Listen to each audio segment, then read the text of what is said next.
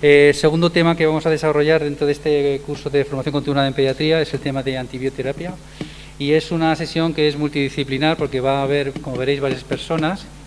Va a estar Fátima Hernández, nuestra residente de pediatría. A continuación estará Elena Rodríguez, de Servicio de Microbiología, Esther Marco, de Farmacia de Atención Primaria, compañeras pediatras de atención primaria como Esther Bernal y Beatriz Sánchez de la Vara, y por último María Jesús García Mazario, del Servicio de Pediatría del Hospital.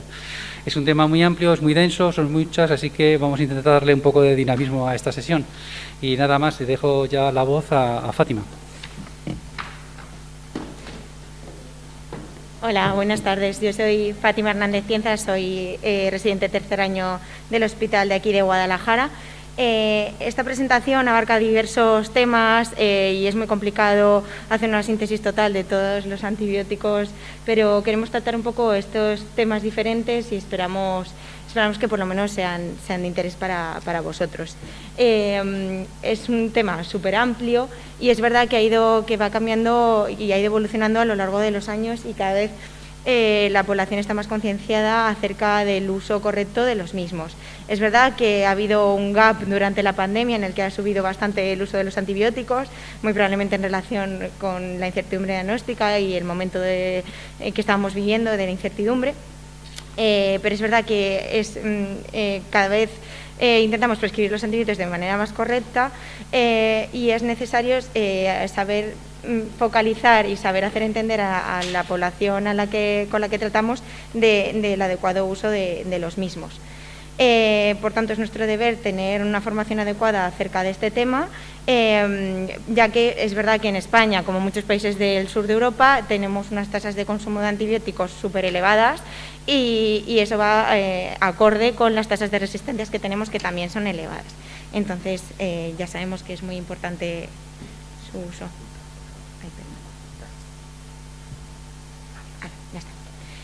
Entonces, es verdad que en los últimos años, como se estudia más y se sigue más todo este tema del abuso de los antibióticos, se ha visto que hay un incremento en las infecciones por bacterias multiresistentes, que sería al final el efecto de este abuso.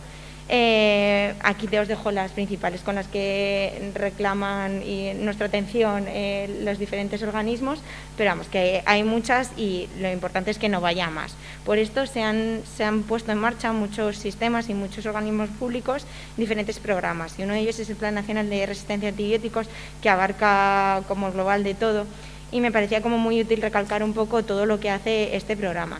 El análisis total del consumo de antibióticos en España, en el año 2019 no hemos contado el 2021 porque no teníamos datos exactos, y el 2020 tampoco lo hemos contado porque es verdad que no es relevante con toda la pandemia y todo lo que aconteció. Entonces, es verdad que en el 2019 se vuelve a confirmar la tendencia decreciente que se viene reflejando desde 2015. El descenso, sobre todo en el año 2019, con respecto al año previo, fue de un 5%, así que estamos haciendo, parece, las cosas bien. Todavía falta de datos de 2021, pero todo apunta a una mejoría en el consumo.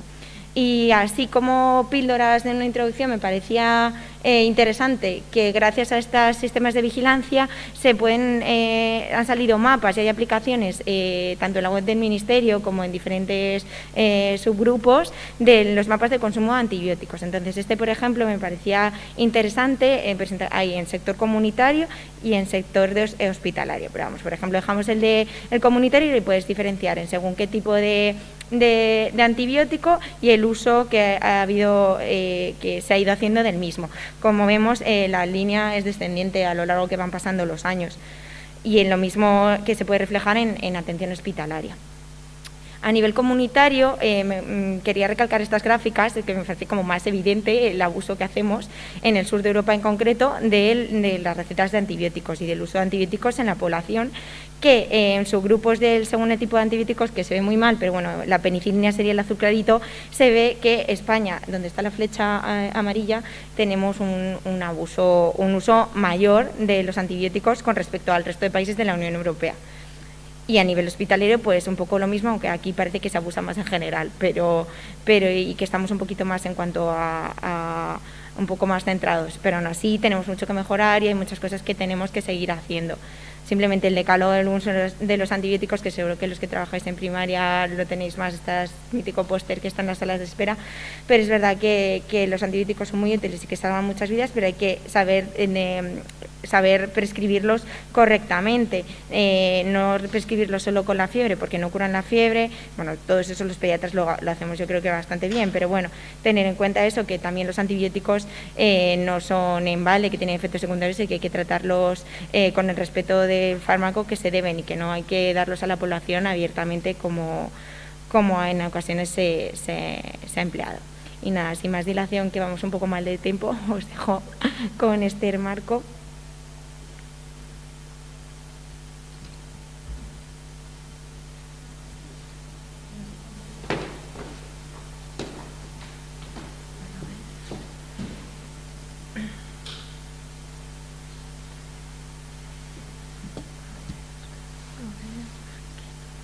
Bueno, hola, buenos días.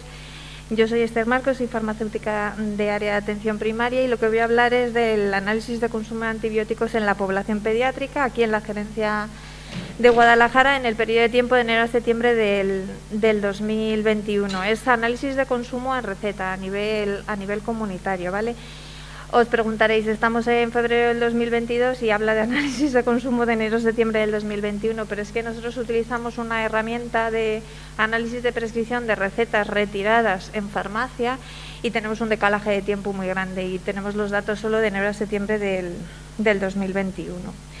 Bueno, nos lo ha explicado muy bien Fátima. Hablamos de antibióticos, y hablamos de antibióticos en pediatría también, porque la resistencia de antibióticos es un problema de salud mundial. A mí me gusta, siempre que hablo de antibióticos, empezar por esta diapositiva, porque en el año 2016 los líderes mundiales se reunieron en la Asamblea General de la ONU para hablar de los antibióticos, de la resistencia antibiótica.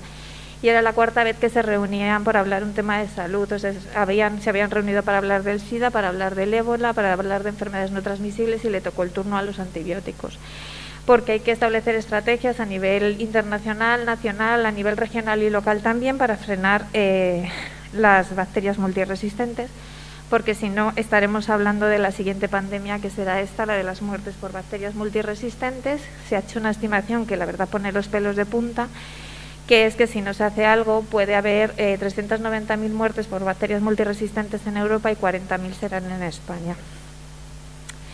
A nivel, como ha explicado Fátima, a nivel nacional tenemos el Plan Nacional de Resistencia Antibiótica, que tiene estas 6 líneas estratégicas. No voy a entrar en detalle de ellas.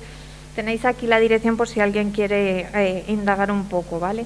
Pero lo que es el desarrollo de estas líneas estratégicas a nivel local lo hacen los programas regionales de optimización de antibióticos. En el hospital, Elena lo sabrá bien, el PROA lleva muchos años trabajando, pero en atención primaria se inició en el año 2018, se paró un poco con la pandemia y volvemos a estar en marcha.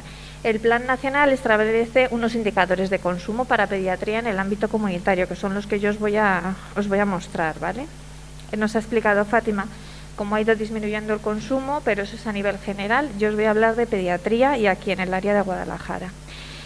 Se ve mal esta diapositiva, pero luego he hecho yo una en la que se ve mejor. Pero bueno, este es para que veáis. Este es el documento del Plan Nacional y hay unos indicadores de consumo global.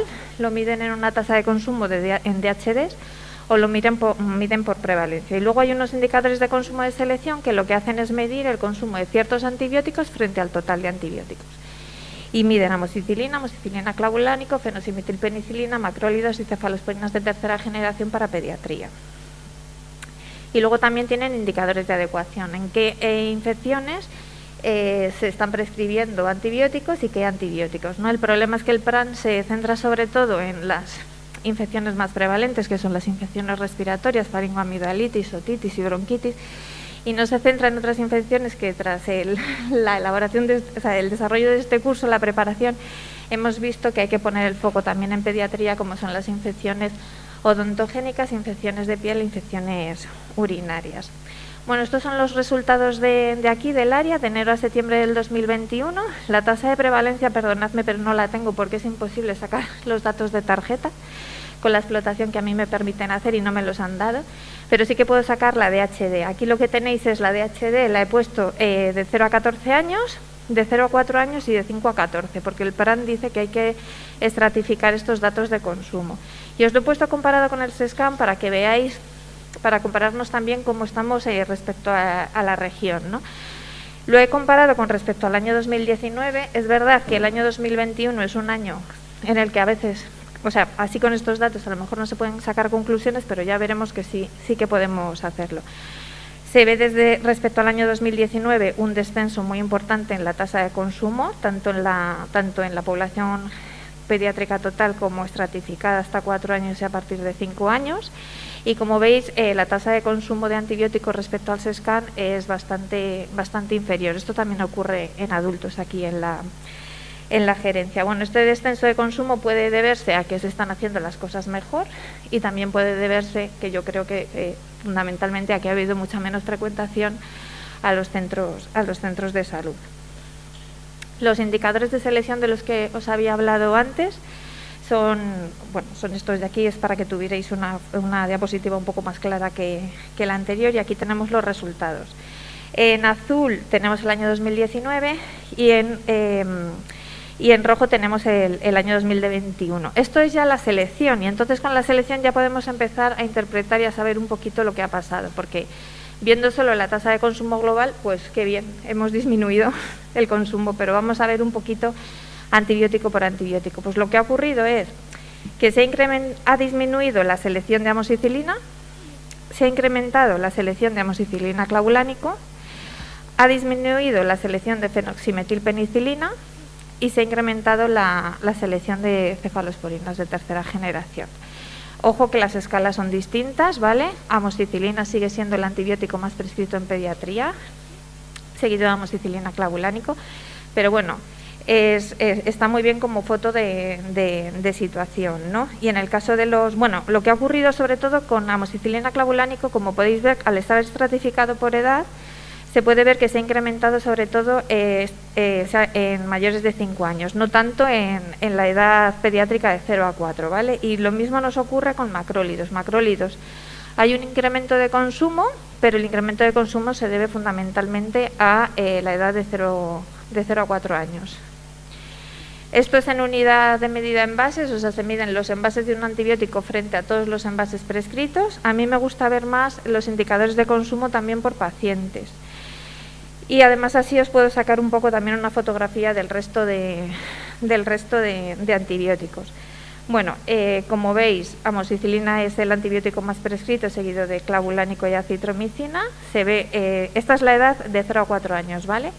Un ligero descenso de amoxicilina, un incremento de amoxicilina clavulánico pequeño y un incremento de acitromicina. Y en el año 2019, que fenoximetilpenicilina era el cuarto antibiótico más prescrito, pues este año ha sido desbancado por cefixima, ¿vale?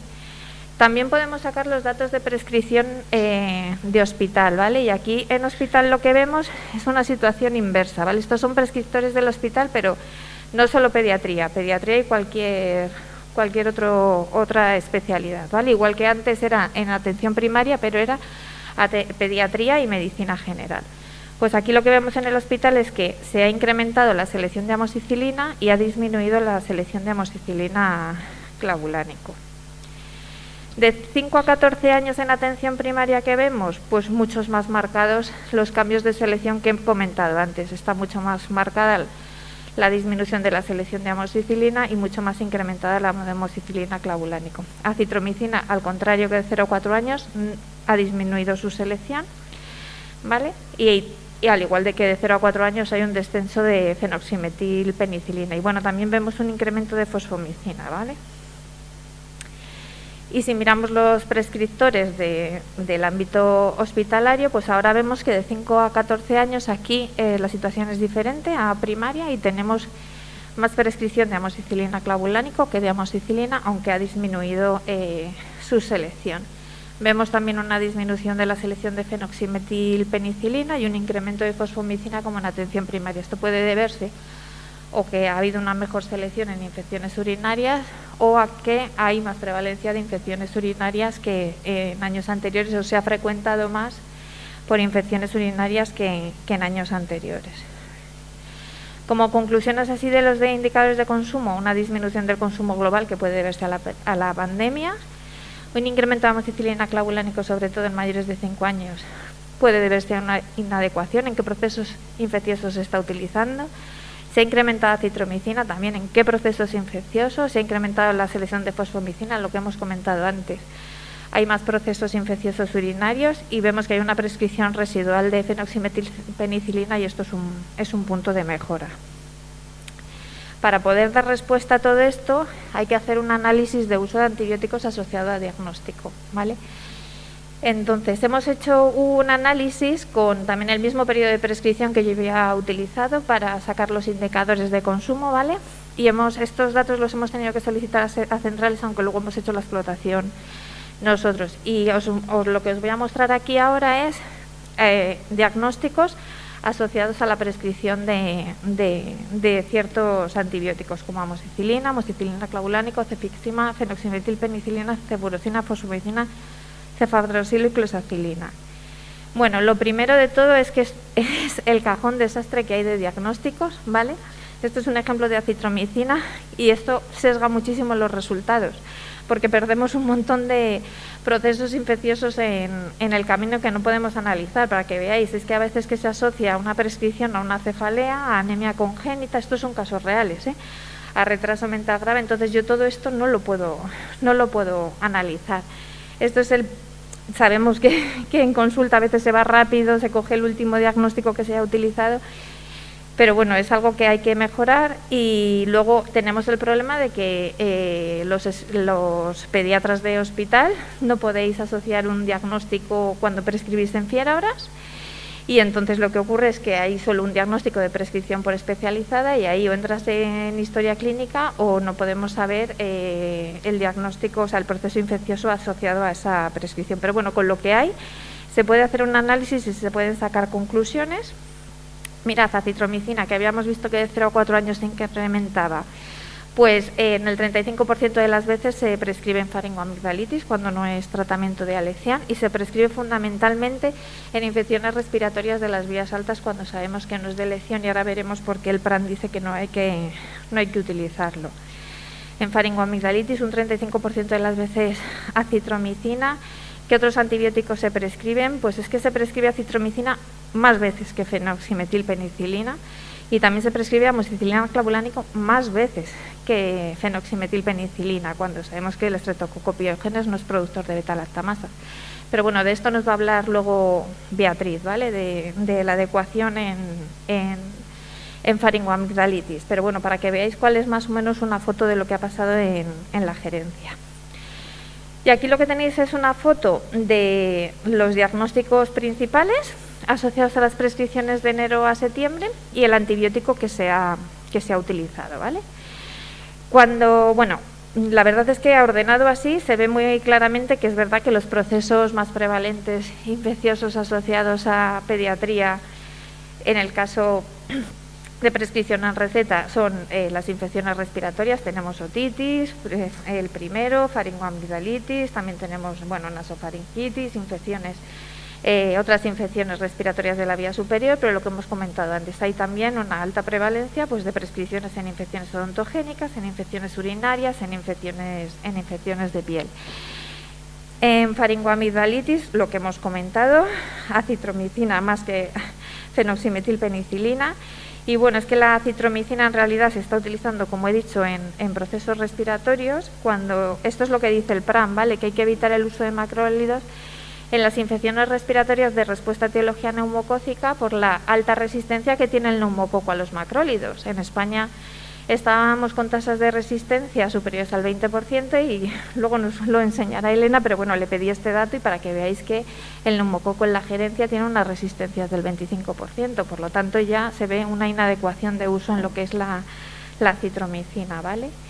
En cuanto a amoxicilina clavulánico, que se había incrementado su consumo, sobre todo en niños mayores de 5 años, pues se está prescribiendo fundamentalmente en diagnósticos de piel, como veis, y luego también seguido de infecciones odontogénicas y la faringoamigdalitis. La verdad es que cuando yo hice el análisis dije, ya verás, como me salgan las otitis, pero no, en otitis el antibiótico más prescrito y muchísimo más es amoxicilina que amoxicilina clavulánico. Los puntos de mejora están en estas otras infecciones, ¿vale?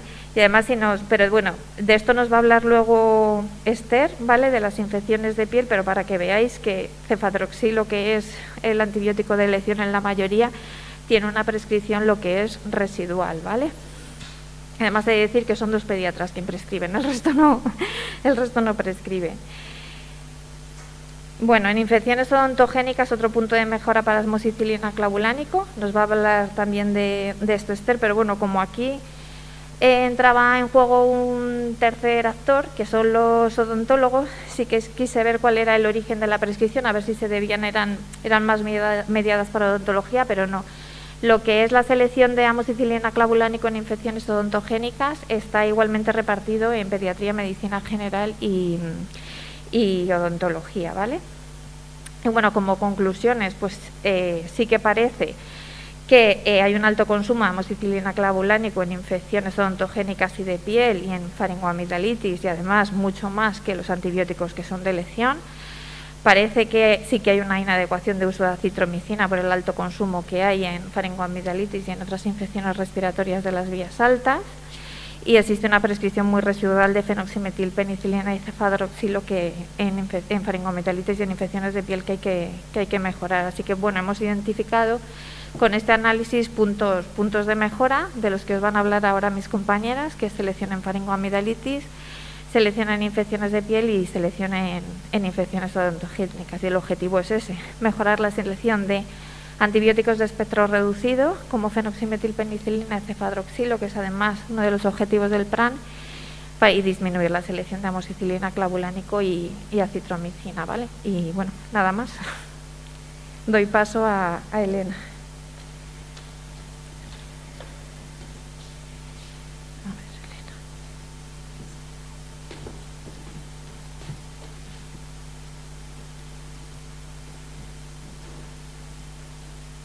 Hola, buenos días. Soy Elena Rodríguez, microbióloga de aquí del Hospital de Guadalajara, y me voy a centrar sobre todo en daros datos de sensibilidad antibiótica actualizados en población pediátrica en nuestro área sanitaria. A ver si con estos datos podemos ver si lo que nos ha contado Esther se adapta a las cifras que tenemos o tenemos algún margen de mejora y podemos desescalar un poquito más. Nada, bueno, ya nos han contado Fátima y Esther cómo el elevado uso de antibióticos, tanto en veterinaria como en clínica, ha conllevado la aparición de resistencias, la diseminación de las resistencias y, sobre todo, el uso inadecuado es lo que lo favorece.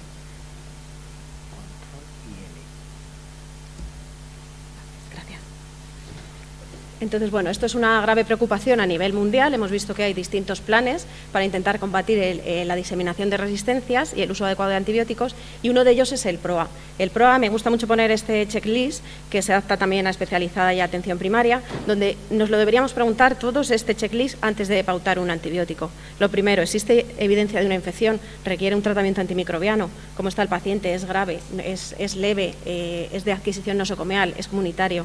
Y uno de los puntos es consultar la guía antibiótica del hospital. Esta guía tiene que estar actualizada y adaptada a los datos de sensibilidad que tengamos en nuestro medio, que es lo que os voy a comentar ahora. Antes sí que os voy a comentar 2 cositas respecto al antibiograma para que lo entendamos y unos cambios que ha habido recientemente. El antibiograma, bueno, pues es una herramienta que tenemos de mucha utilidad para el uso adecuado de antibióticos. ¿Por qué? Pues porque la información que os vamos a dar los microbiólogos en el antibiograma, en cierta manera va a condicionar un poco el antibiótico que podéis elegir en ese caso concreto, en ese niño concreto. Y además, recíprocamente, toda la información que nos deis al hacer la petición nos viene fenomenal, porque nos va a permitir tanto la identificación correcta, la valoración correcta del cultivo, del germen implicado, como intentar adaptar un poquito el antibiograma a esas cualidades específicas. Hablo de datos tan sencillos como el diagnóstico correcto, de dónde se ha tomado una muestra, si tiene algunas características especiales ese niño, si está multitratado. Todo eso nos facilita el que podamos adaptar el antibiograma, incluso a veces que podamos hacer alguna pruebecita rápida de detección ya de resistencias. El antibiograma va a ser muy útil, como os decía, pues para adecuar bien el uso de antibióticos, porque nosotros testamos muchos antibióticos, pero intentamos informar siempre el de menor espectro y el que menos impacto ecológico tenga.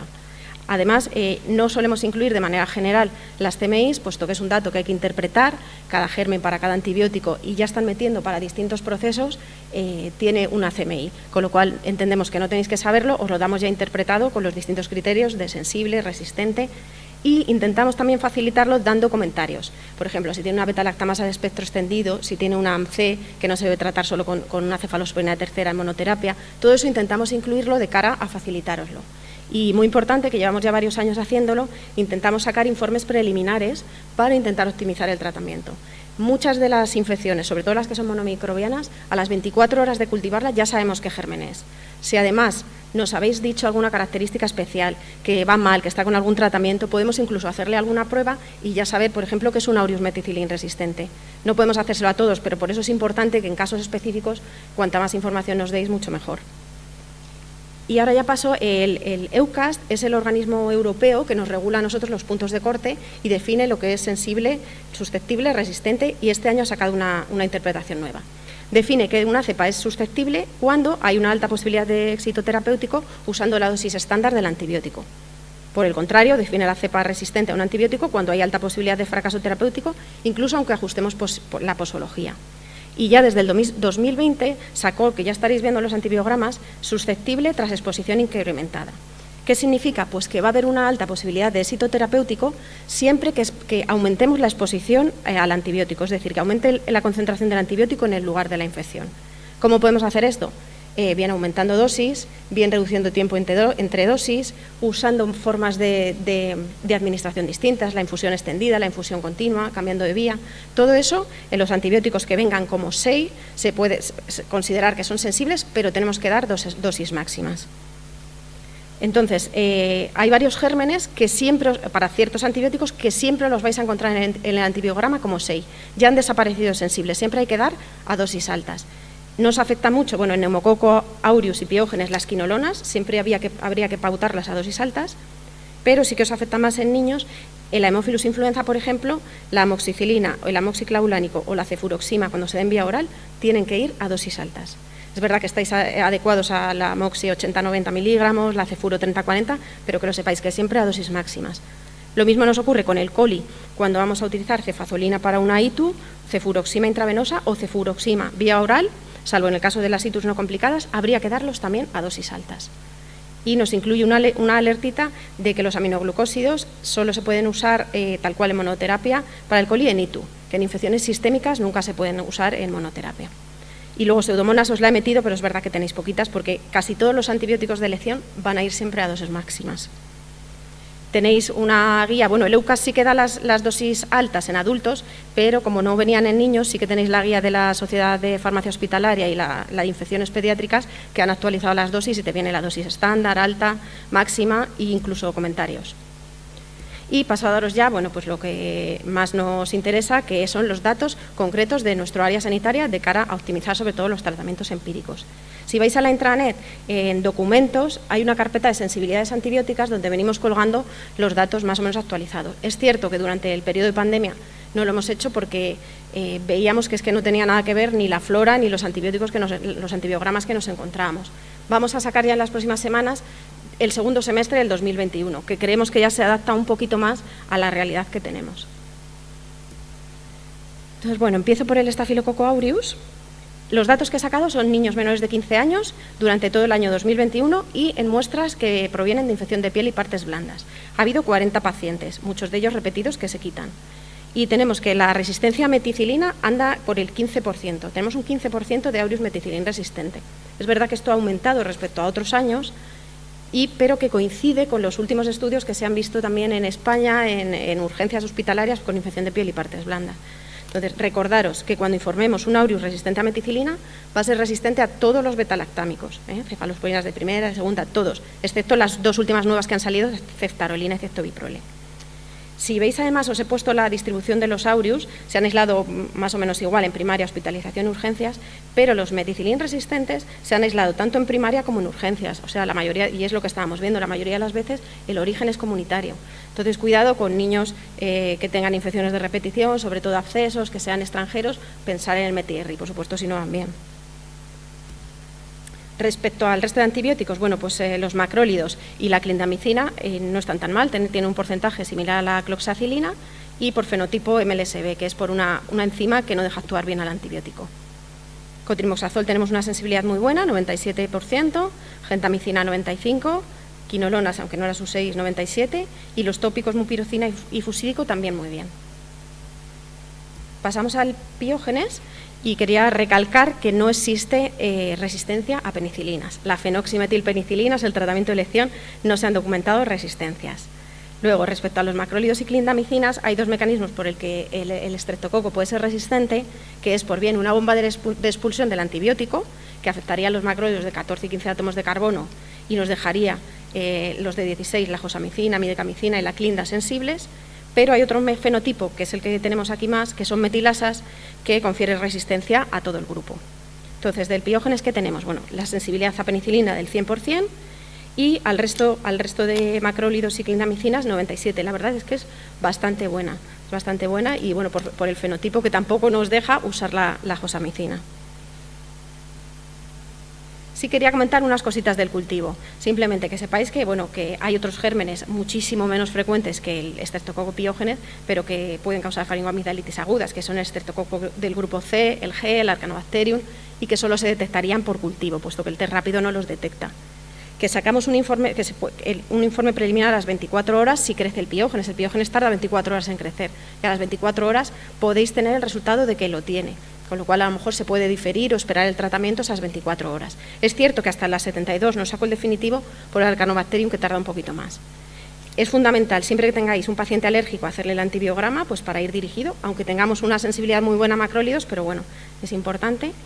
Y muy importante, esto para toda la microbiología, pero sobre todo con el Piógenes, tomar la muestra antes del tratamiento, porque se ha visto que una sola dosis va a negativizar el cultivo. Y si no es así, avisárnoslo para intentar afinar un poco más. Otra cosa muy importante, si el cultivo es negativo, hay que suspender el tratamiento antibiótico, porque la sensibilidad es muy buena. Y, por supuesto, no realizar control ni para tratamiento, ni para control de tratamiento, ni en asintomáticos. Pasamos al neumococo. Estos datos los he sacado en niños menores de 12 años entre julio y diciembre del 2021 y solo había 20 cepas. Entonces, respecto a la sensibilidad a penicilina, estamos muy bien, tiene una sensibilidad del 95% y es verdad que el 20% de ellos requerirían dosis altas, ¿vale? Pero estáis adecuados a usarlas de 80-90 miligramos, eso sin problema. Recalcar que la resistencia del neumococo a las penicilinas no es por beta-lactamasa, es una modificación en las proteínas fijadoras de penicilinas que cambian y no cogen también el antibiótico, con lo cual el clavulánico para el neumococo no nos va a aportar absolutamente nada. Respecto a las cefotasimas, las cefas de tercera va muy bien, un 100% de sensibilidad. Los macrólidos sí que tenemos un 25% de resistencia y sobre todo por fenotipo M, es una bomba de expulsión que expulsa selectivamente los macrólidos de 14 y 15 átomos de carbono y nos deja la clindamicina, que en este caso tiene una sensibilidad del 90%. Esto sí que ha aumentado la resistencia a macrólidos. Bueno, quinolonas no usáis, pero el 100% serían sensibles a dosis altas y cotrimoxazol pues del 95%. Recordar también que los aminoglucósidos no tienen actividad frente al neumococo. Pasamos a la Haemophilus. Los datos están sacados en niños de menores de 12 años durante todo el 2021 y hemos encontrado 52 cepas. La resistencia a betalactámicos puede ser por 3 mecanismos. Antes lo más frecuente era una betalactamasa, con lo cual aquí el clavulánico sí que nos aportaba aumentar el espectro y cubrir esas cepas. Pero ahora estamos teniendo muchísimas modificaciones de las proteínas fijadoras de penicilina y entonces ya ahí depende. Y el mecanismo combinado, que también ha aparecido últimamente, que tienen los 2 mecanismos. Entonces, las sensibilidades que tenemos a amoxicilina ha bajado mucho, es de un 66%, y a amoxiclavulánico un 84%. Las cefas de segunda van bien, pero recordar que siempre con este germen os lo vais a encontrar como intermedio o SEI, que es que tenéis que poner dosis altas. Respecto al resto de antibióticos, bueno, cotrimoxazol un 90% de sensibilidad, cloranfenicol 98% y tetraciclinas 100%. Y por último, el coli. Los datos están sacados de orinas de niños menores de 12 años en el periodo de julio a diciembre del 2021. Se aislaron 139 cepas. Y bueno, pues sabéis que la resistencia a betalactámicos viene mediadas por enzimas. La betalactamasa tipo TEM, que es la que nos va a conferir la resistencia a la amoxicilina, que estamos en un 50%, en un poquito más de resistencia a amoxicilina. Con lo cual nunca se debe usar como empírico, pero sí que si tenemos el antibiograma podemos desescalar. Cuando es sensible es muy bueno y se puede desescalar fácilmente. Tenemos 4 casos de BLES, de betalactamasas de espectro extendido, con lo cual serían resistentes a los betalactámicos, a las cefas de tercera.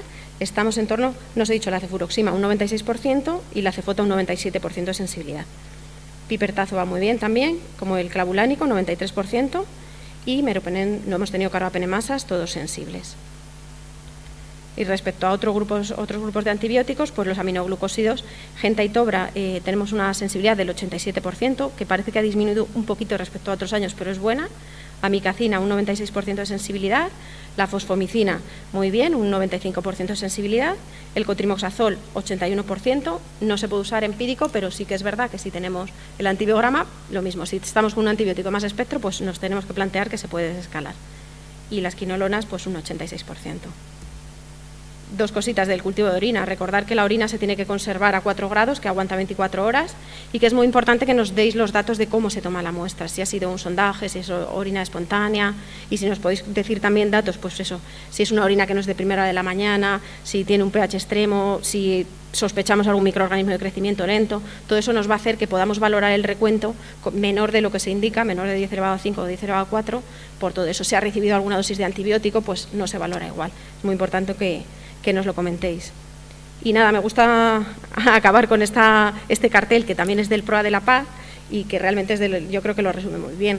Hay que hacer un traje a medida al paciente con el antibiótico. Tenemos que saber qué antibiótico usar, la dosis exacta, el tiempo exacto y saber las resistencias que tenemos. Y nada, bueno, os dejamos ahí nuestro busca, el 27404 y los interfonos. Para cualquier cosa que queráis, pues nos llamáis y le comentamos. Gracias.